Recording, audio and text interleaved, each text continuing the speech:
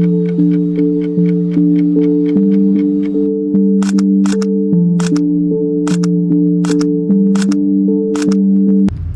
hari kita bernafas, tapi apa yang sebenarnya kita hirup? Di kota-kota besar, polusi udara telah menjadi bagian dari kehidupan sehari-hari. Kendaraan bermotor, aktivitas industri, dan kepadatan kota terus memperburuk kualitas udara. Maka tidak sederhana, polusi udara berkontribusi pada berbagai penyakit pernafasan yang perlahan memengaruhi kualitas hidup masyarakat.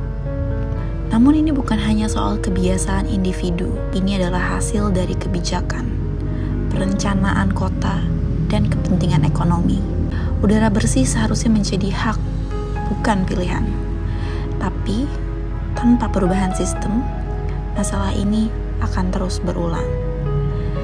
Saatnya kita tidak hanya sadar, tapi juga menuntut perubahan. Karena udara yang kita hirup hari ini menentukan masa depan kita nanti.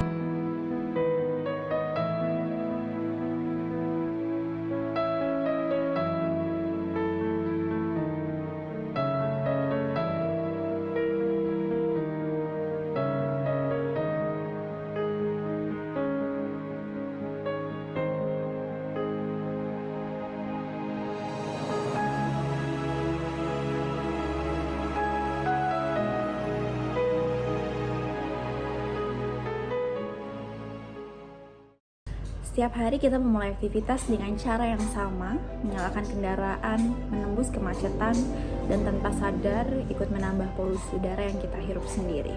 Jalanan semakin padat, waktu semakin terbuang, dan kualitas udara terus menurun. Namun di tengah semua itu, kita sering lupa bahwa ada pilihan lain yang sebenarnya bisa kita ambil. Transportasi umum bukan sekedar alat untuk berpindah tempat, ia adalah bagian dari solusi untuk mengurangi kemacetan, menekan emisi, dan menciptakan lingkungan yang lebih sehat. Tapi kenyataannya, banyak dari kita masih ragu untuk beralih. Bukan tanpa alasan. Akses yang belum merata, kenyamanan yang belum konsisten, dan sistem yang belum sepenuhnya mendukung kebutuhan masyarakat. Disinilah pentingnya kita melihat masalah ini bukan hanya sebagai masalah individu, sebagai isu bersama. Transportasi adalah hasil dari kebijakan, perencanaan kota, dan prioritas pembangunan. Artinya, perubahan bukan hanya bisa membebankan pada satu pihak saja. Pemerintah perlu menghadirkan sistem transportasi umum yang layak, terjangkau, dan terintegrasi. Namun di saat yang sama, masyarakat juga memiliki peran untuk mulai beralih dan menunjukkan bahwa perubahan itu memang dibutuhkan. Setiap langkah kecil memiliki arti. Memilih naik transportasi umum hari ini mungkin terasa sederhana, tapi jika dilakukan secara bersama, dampaknya bisa sangat besar bagi lingkungan dan kualitas hidup kita.